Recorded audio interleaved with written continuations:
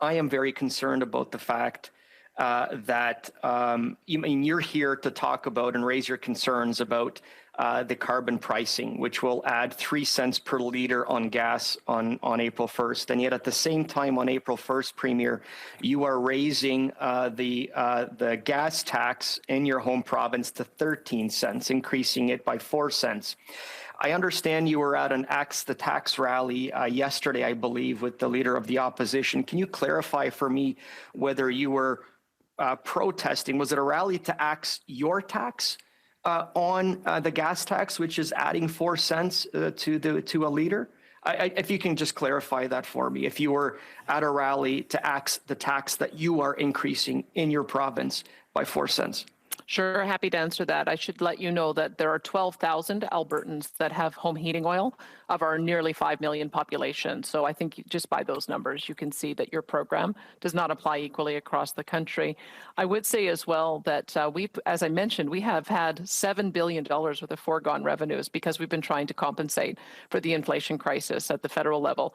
In fact, we Premier, sorry, I don't mean to obtrude. My time is limited here, but are you speaking out against your government's 4 cent increase on the gas tax on April 1st? I'm just curious. And will the government listen to your concerns? Well, the federal government charges 35 cents in gasoline taxes. We charge 13 cents. Our 13 cents goes to build roads. If your environment minister would let you build roads, maybe some of yours would go to build roads as well. We do. Thousands of them every year. We do.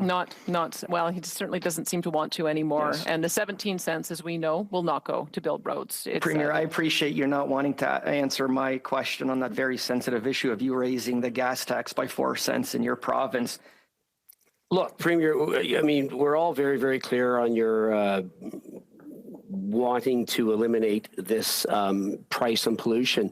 So what is your solution, Premier? Can you share with the committee what you would do? Are you in favor of taxing large emitters and letting those emitters pass it on? Would that not be the same?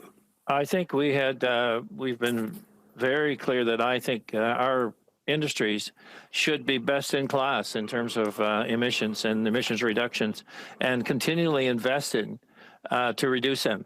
What we know from every commodity, so I mean, let's put it clearly, every commodity, every industry, the cost of that industry into that commodity can end up at the consumer. So how do we change that? How do we make them all state-owned? Do we decide that, capitalism is no longer an issue here in Canada? And so we move more socialistic in nature? But Premier, thank you for that. But again, I'm looking for specifics. Like what is New Brunswick's plan?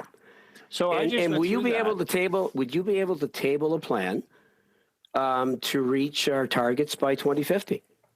I know you criticize this and you that, but I'm yet to hear your plan, Premier. No, well, you weren't listening because I went through it in great detail here in the last 20 minutes.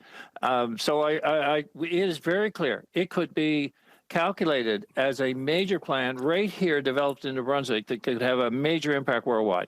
What's the plan? Clear. What is it?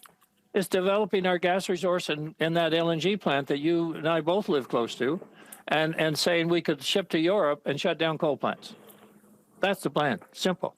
And it would create $3 billion worth of investment in St. John, and it would create multi-millions of investment. It would be multi-million dollars to the First Nations, and it's doing exactly what is happening out west. And that's how we're going to reduce emissions in our province by 2050. Worldwide.